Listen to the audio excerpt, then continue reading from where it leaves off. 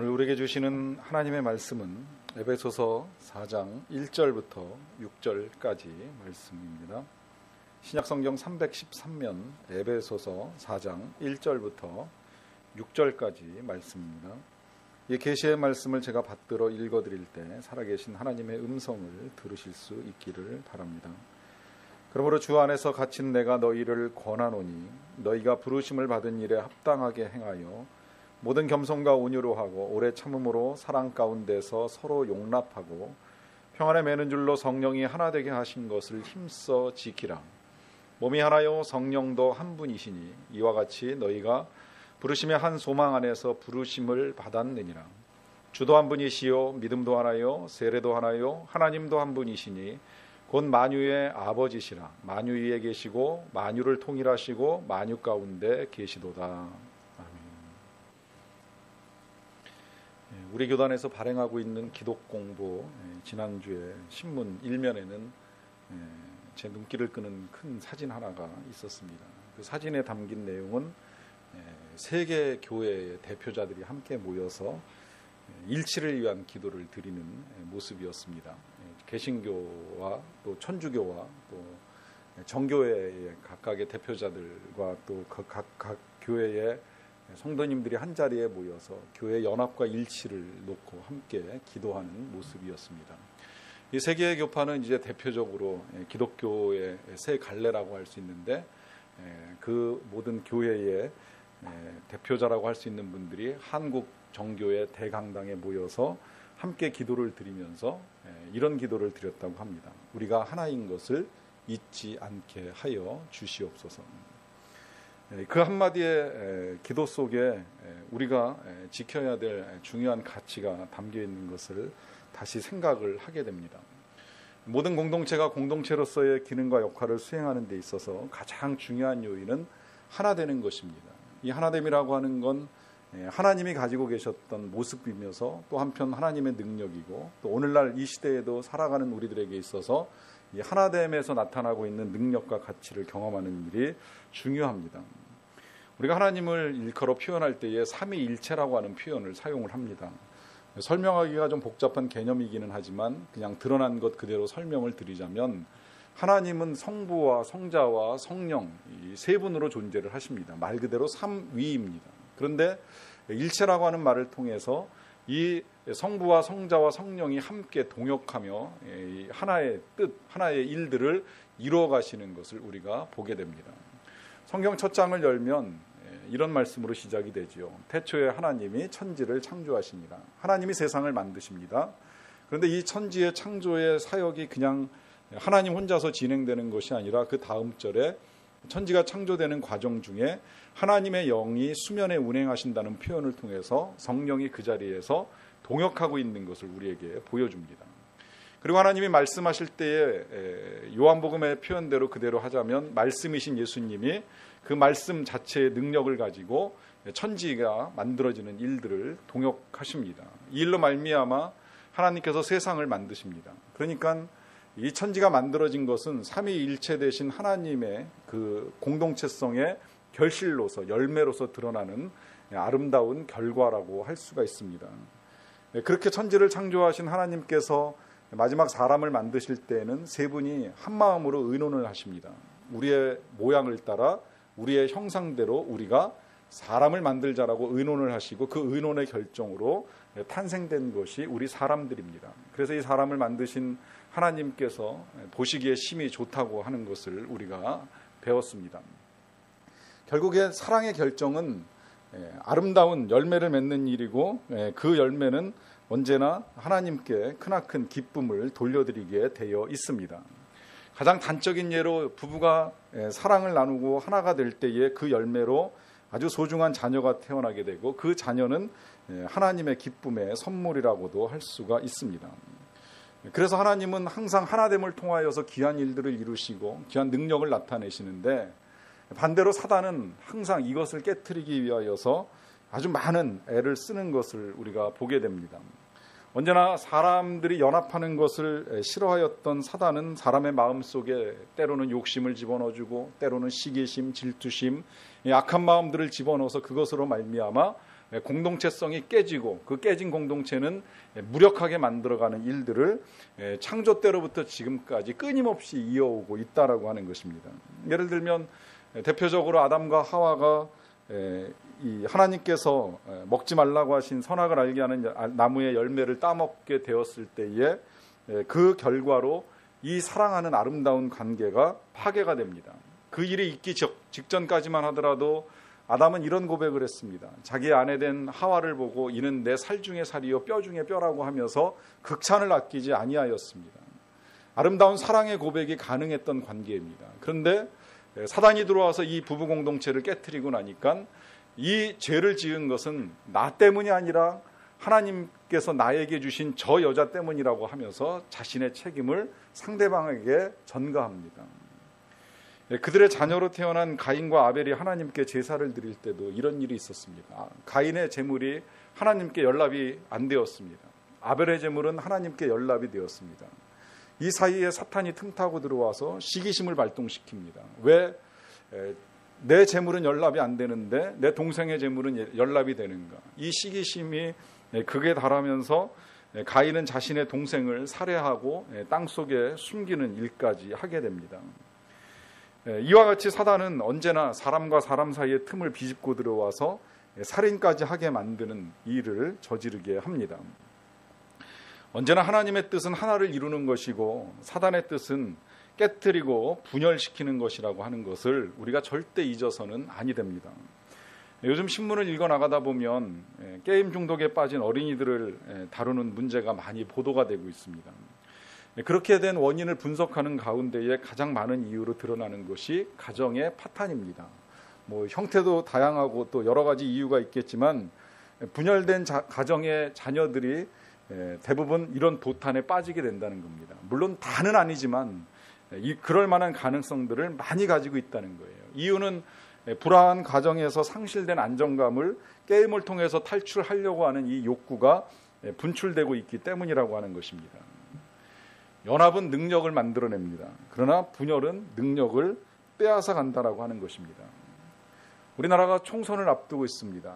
정당이 다투기도 하고 때로는 연합을 하기도 합니다. 분명한 건 다투는 정당은 점점 무력해지고 있고 연합할수록 힘이 극대화하려고 하는 것을 보게 된다라고 하는 것입니다. 이와 같이 세상 속에서도 연합과 분열의 차이가 드러나고 있다면 이 교회 공동체에서나 혹은 하나님께서 소중하게 여기시는 가정 공동체에 있어서의 연합이라고 하는 것이 얼마나 중요한가라고 하는 것을 다시 생각할 수 있게 됩니다. 그래서 예수님이 이제 이 세상을 떠나시기 직전에 십자가에 달리시기 전에 마지막으로 기도를 하실 때 예수님의 제자들과 우리들을 위해서 기도하셨습니다. 요한복음 17장에 그 기도문이 길게 기록이 되어 있습니다. 그런데 그 기도문을 쭉 읽어 나가다 보면 예수님의 기도가 하나의 초점에 맞추어집니다. 그것은 제자들을 위한 기도이고 우리들을 위한 기도인데 그 기도의 내용이 바로 오늘 다루는 이 주제와 일치한다라고 하는 것입니다. 예수님은 우리들이 어떤 기도의 능력을 갖게 해달라고 하는 기도를 드리지 않으셨습니다. 기도를 열심히 하고 기도를 많이 해서 어떤 특별한 신유의 능력을 받아가지고 사람들을 잘 고치고 귀신을 내쫓고 하는 이런 일들을 하게 해달라고 하는 기도를 드리지 않으셨습니다. 무슨 성령의 대단한 능력을 받아서 예언하고 방언하고 방언 통역을 하는 그런 제자들이 되게 해달라고 하는 기도도 드리지 아니하셨습니다. 또 특별히 은사를 받아가지고 사람들을 전도하고 교회를 부흥시키는 그런 능력을 달라고도 예수님은 기도하지 않으셨습니다. 오직 예수님의 기도는 한 가지입니다. 예수님은 이렇게 기도하셨습니다. 아버지여, 아버지께서 내 안에 내가 아버지 안에 있는 것 같이 그들도 다 하나가 되어 우리 안에 있게 하사 세상으로 아버지께서 나를 보내신 것을 믿게 하옵소서. 창세 때 성부와 성자와 성령이 하나로 계셨던 것처럼 하나님을 믿는 백성인 우리들 모두가 다 오직 하나인 것만을 예수님은 기도하셨습니다. 하나가 되게 해달라고, 하나 되어서 하나님을 알 수 있게 해달라고, 세상이 하나님을 볼 수 있게 해달라고 하는 기도를 들으셨던 것입니다. 아까 읽었던 그 신문의 첫 페이지에 그 아름다운 사진과 기사를 한 장 넘기기가 무섭게 그 뒷면에는 오늘 또 다시 교회에서 일어나고 있는 여러 가지 다툼과 분열의 소식들이 함께 실려 있습니다. KCC라고 하는 한국교회공동체 연합체 안에 일어나고 있는 여러 가지 갈등과 분열의 내용들을 기록하고 있는 것을 함께 보게 됩니다. 볼 때마다 좀 답답하고 안타깝다는 생각을 많이 하게 됩니다. 이건 그 KCC만의 문제가 아니라 21세기에 들어와서 한국교회 전체들이 겪고 있는 고통이라고도 생각을 하게 됩니다. 많은 교회들이 분쟁에 휘말려가고 있습니다. 다툼과 싸움이 그치지 아니합니다. 최근에도 강북에 있는 한 큰 교회가 두 파로 나뉘어져 가지고 계속해서 싸움을 합니다. 무슨 지지판이 반대판이 이러면서 싸움을 하고 있고요. 또 강동에 있는 교회도 한 7, 8년 동안을 계속해서 싸우면서 본당판이 교육관판이 둘로 나뉘어져 가지고 본당에서 한 팀 예배를 드리고 교육관에서 한 팀이 모여서 예배를 드리면서 7, 8년째 싸움을 그치지 않고 있습니다. 때로는 교회법에 호소해가지고 서로를 정죄하기도 하고 또 때로는 세상법에 소송을 해가지고서 서로가 잘못됐다라고 하는 것을 드러내려고 애를 쓰고는 있지만 그 어떤 것도 바람직한 모습이 아니라고 하는 것을 보게 됩니다. 여러분, 이런 그 현상들이 나타날 때에 보게 되면 항상 주장하는 것이 자신은 옳다는 것입니다. 상대방은 잘못되었다는 것입니다. 여러분, 가정 안에서도 부부가 싸우는 이유는 자신이 옳다고 생각하기 때문입니다. 당신이 잘못되었기 때문이라고 하면서 갈등의 골이 깊어집니다. 하지만 교회이건 가정이건 우리 그리스도인들은 어떤 이유와 명분을 가지고 다툼을 하든지 그 다툼의 자리에 절대 하나님이 함께 하시지 않습니다. 저는 평생을 사역을 하면서 평생 한 15년 정도 사역을 하면서 밤을 지새우면서 오랫동안 눈물을 흘리며 기도를 했던 적이 딱 한 번 있습니다. 그 기도하던 날 밤에 기도의 이유, 눈물의 이유는 딱 한 가지입니다. 교회가 싸우는 것을 본 날입니다. 교회가 다툼에 빠지는 것을 보았던 그날에 저는 밤이 새도록 눈물을 흘리면서 기도를 드렸습니다. 그렇게 눈물을 흘렸던 이유는 뭐냐면 하나님의 영광이 교회로부터 떠나게 되지 않을까라고 하는 걱정 때문이었습니다. 왜냐하면 하나님은 다투는 공동체 가운데 절대 거하시지 않기 때문입니다. 분열하는 공동체 가운데 하나님은 절대 임재하시지 아니하십니다. 안타까운 것은 그렇게 해서 하나님의 영광이 떠나게 되면 하나님만 떠나시는 것이 아니라 시간이 흐르면 성도들도 교회를 떠나게 되어 있습니다. 이런 다툼이 일어날 때 사람들의 마음속에는 이런 교회를 계속 다녀야 되는가라고 하는 생각이 찾아 들어옵니다. 실제로 제가 중직자이셨던 분에게조차도 교회의 다툼과 분열이 나타날 때 교회에 가는 게 싫어요라고 하는 말씀을 들었을 때 중직자가 그런 말씀을 하신다면 연약한 평신도들은 어떠할까라고 하는 생각까지 해보았습니다. 평신도들은 조용히 왔다가 조용히 교회를 떠나는 사람들입니다.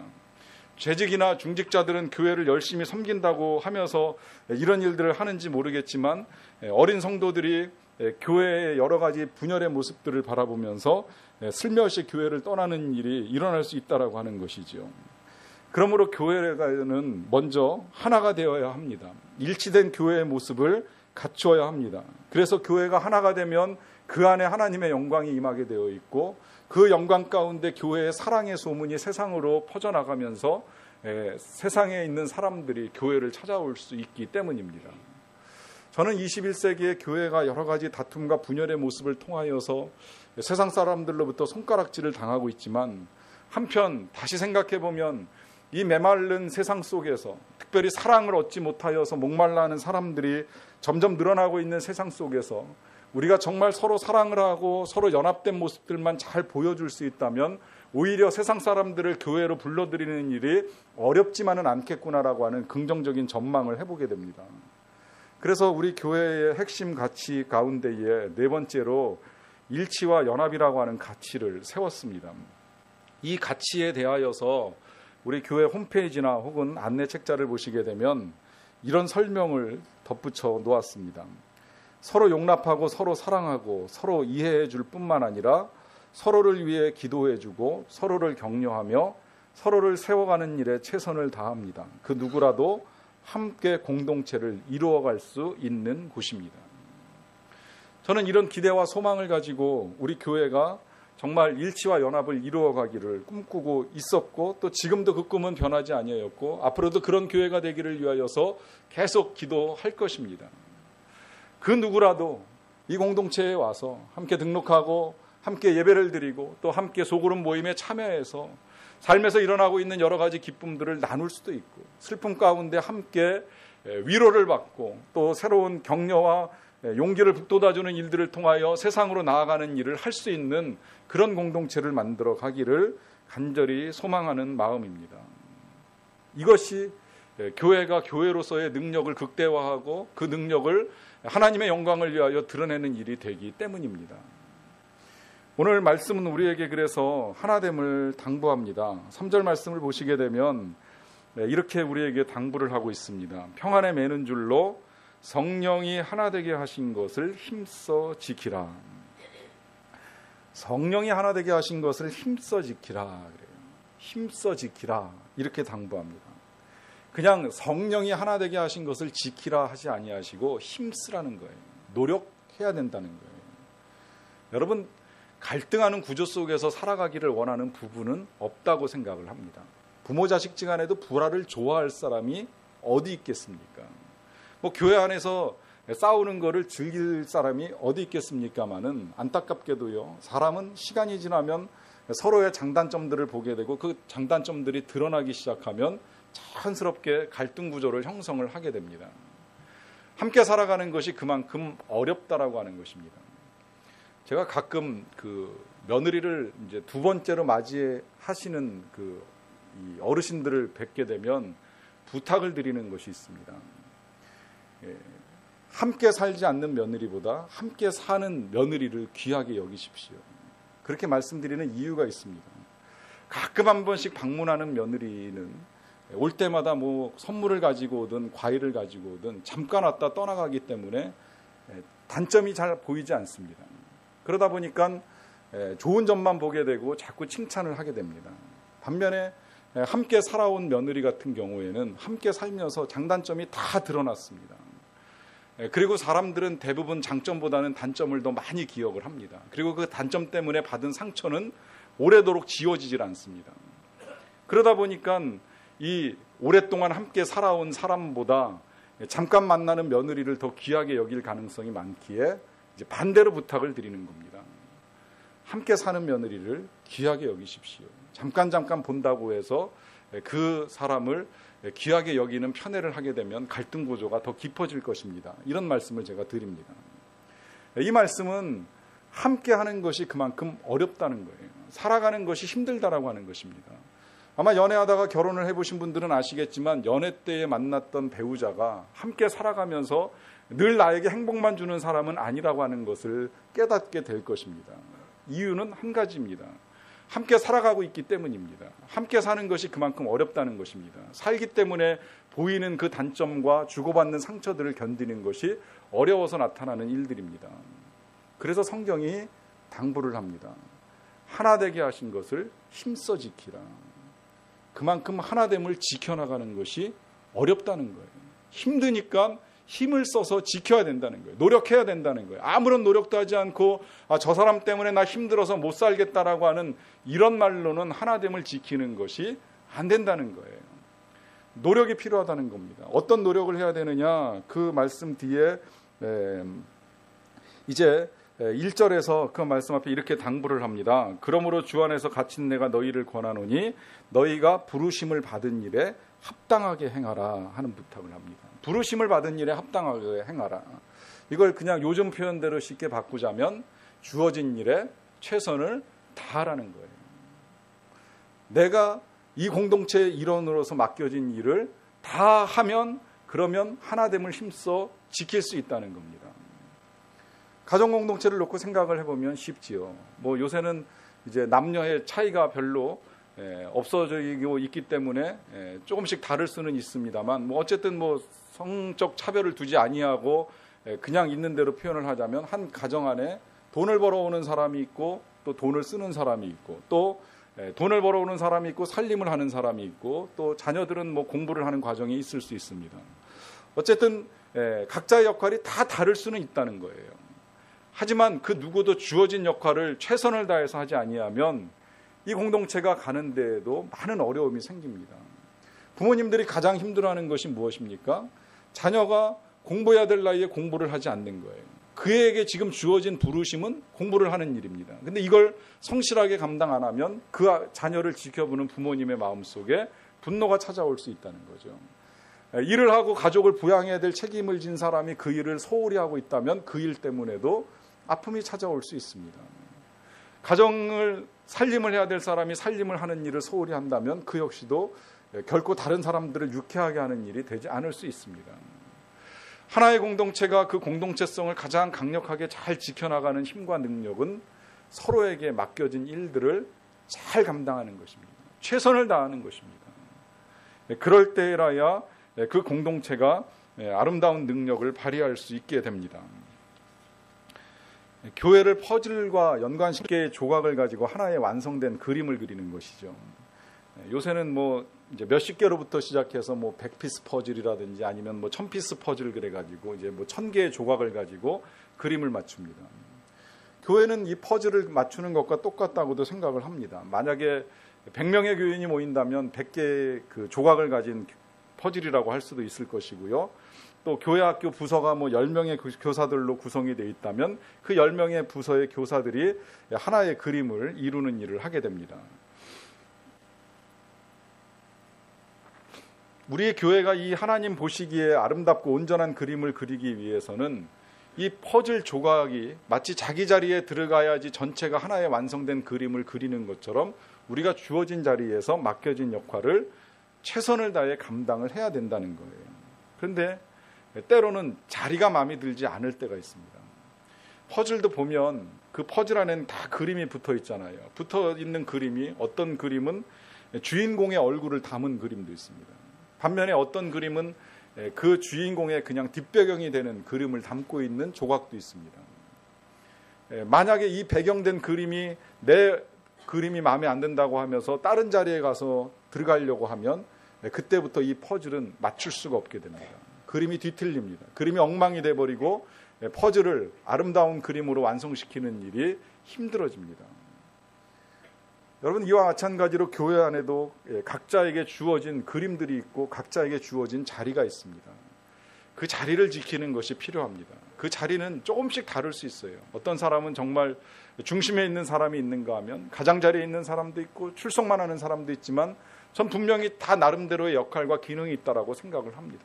때로는 정말 출석만 하고 예배만 드리고 가신다고 할지라도 그 자체가 지금 하나의 아름다운 능력을 이루어가는 일을 하는 거예요. 왜냐하면 모이면 모일수록 이 예배 가운데 임하는 하나님의 크신 은혜를 더 깊게 풍성하게 경험하며 나아갈 수가 있기 때문입니다. 다만 자리를 지켜야 돼요.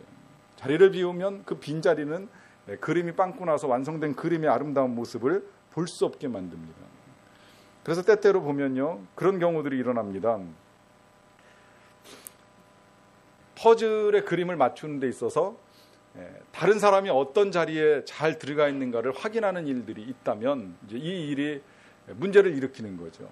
남의 자리 잘 찾았는가 확인하는 일을 하다 보면 자칫 잘못하면 내가 내 자리를 버리고 나와야 되는 일이 있을 수 있다는 거예요. 이런 일들은 오히려 이 퍼즐을 완성하는 데 있어서 불안전성을 가져다 주기 때문에 그저 우리는 나에게 주어진 그 자리에 최선을 다할 수만 있다면 그것이 하나됨의 공동체를 이루어갈 수 있다라고 하는 것입니다.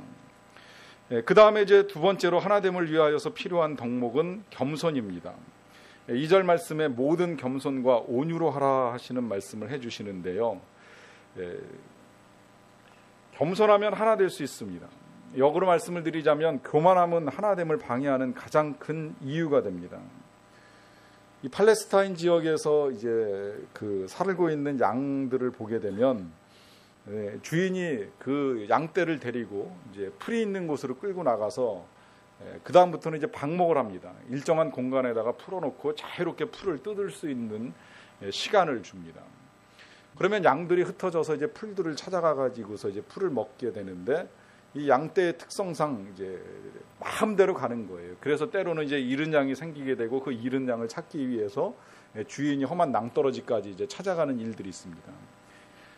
저도 실제로 가서 이제 본 것 중에 참 많이 놀랬던 것이 어떻게 저런 낭떠러지 위에까지 저 양이 올라가서 저렇게 앉아 있을까라고 하는 위치에 올라가 있는 양들이 종종 보입니다.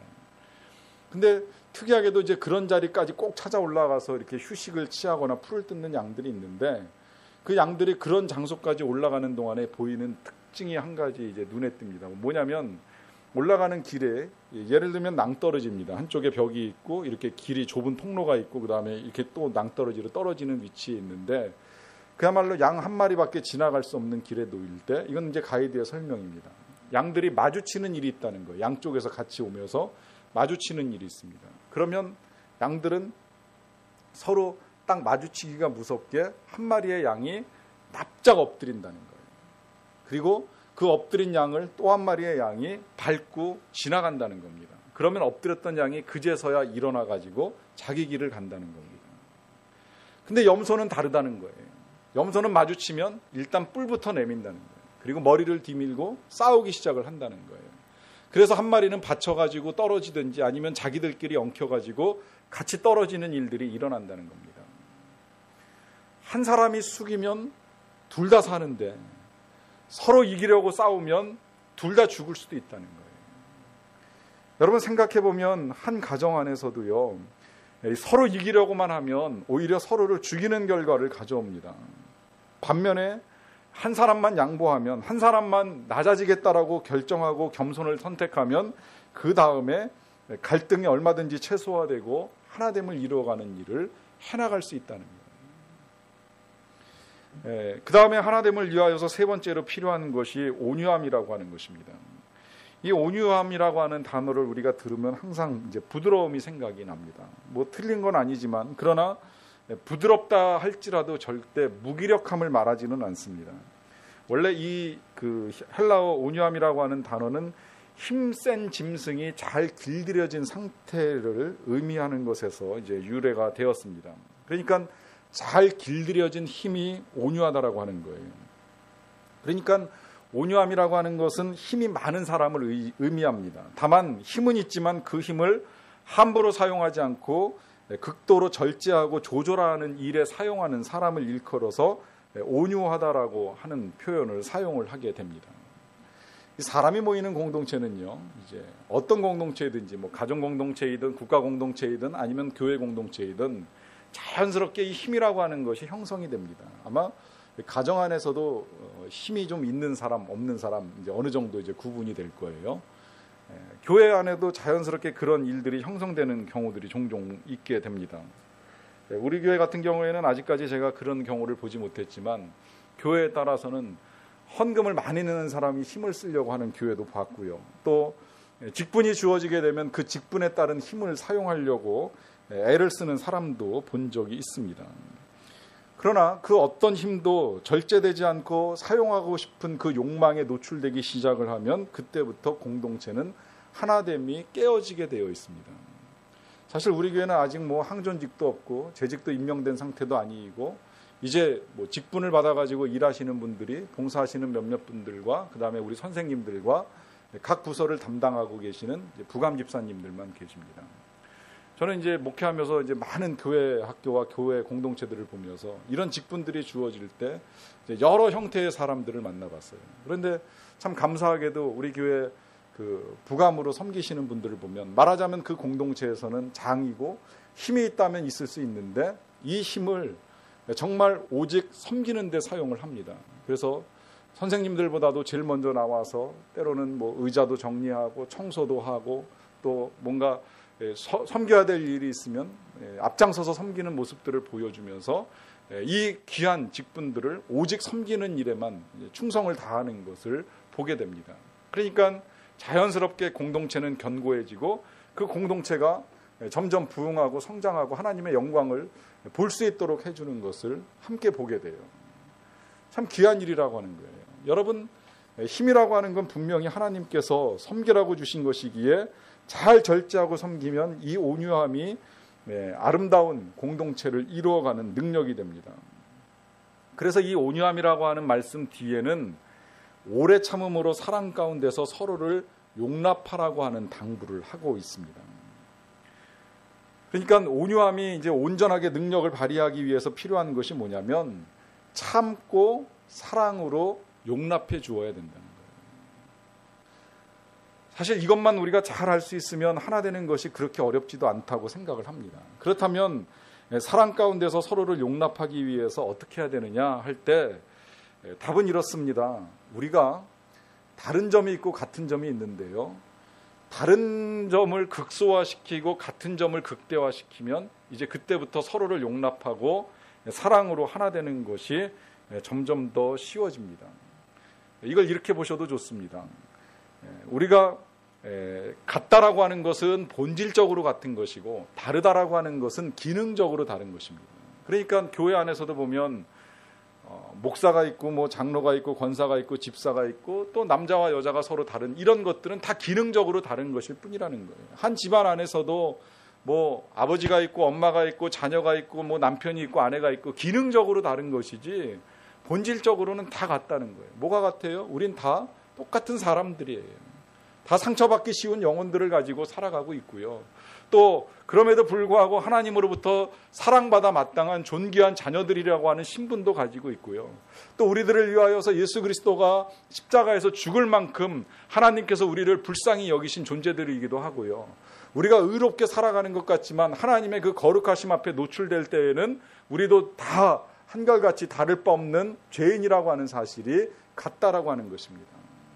이 같다라고 하는 사실을 우리가 충분히 이해하게 되면 그때부터는 우리가 그 누구하고도 연합하고 누구하고도 하나 되어 살아가는 일이 결코 어렵지 않다라고 하는 것입니다. 그래서 그 같음을 인정하기 위해서 4절 뒷부분에 이런 말씀이 있습니다. 이와 같이 너희가 부르심에 한 소망 안에서 부르심을 받았느니라 그래요. 자, 여기 부르심이라고 하는 단어가 2번 반복이 됩니다. 이 부르심이라고 하는 단어는 1절에서 이미 한 번 나왔죠. 그 1절에서 나온 부르심은 부르심을 받은 일에 합당하게 행하라라고 하면서 우리 각자에게 주신 사명이 다르다라고 하는 것으로 봤습니다. 근데 여기서 지금 2번 반복된 4절의 부르심은 한 소망 안에서 불렀다는 거예요. 한 소망. 이 한 소망이라고 하는 건 결국은 우리가 다 동일하게 천국의 소망을 가지고 살아가는 사람들이고 다 예수 그리스도를 만날 것에 대한 소망을 가지고 살아가는 사람들이고 또 하나의 공동체를 이루어서 하나님의 뜻을 이루어가는 사람들로 함께 부르심을 받았다라고 하는 것입니다. 이 소망 가운데에 부르심을 받았다라고 하는 이 사실을 기억하게 해달라고 하는 기도를 각 교회 대표들이 모여서 함께 하나님께 올려드렸던 거예요. 여러분이 하나됨이 중요한 가장 큰 이유가 있습니다. 그것은 뭐냐면 우리가 이 세상을 살아나가는 데에 혼자 사는 것보다는 같이 살아가는 것이 훨씬 더 힘이 됩니다. 여러분 똑같이 운동을 하는 선수들도요. 최근에 나온 그 보도에 의하면 이제 그런 분석이 나왔어요. 가족들이 그 운동장에 와가지고 함께 응원을 할 때 훨씬 더 성적이 좋아진다는 거예요. 예를 들면 뭐 프로야구 선수들도 가족이 운동장에 같이 와가지고 응원을 하면 그날 타율이 올라간답니다. 농구 선수들도 훨씬 순율이 올라간다는 거예요. 아내나 남편이나 누가 와가지고 함께 지켜보면서 응원을 해주면 훨씬 골이 더 잘 들어간다고 이야기를 합니다.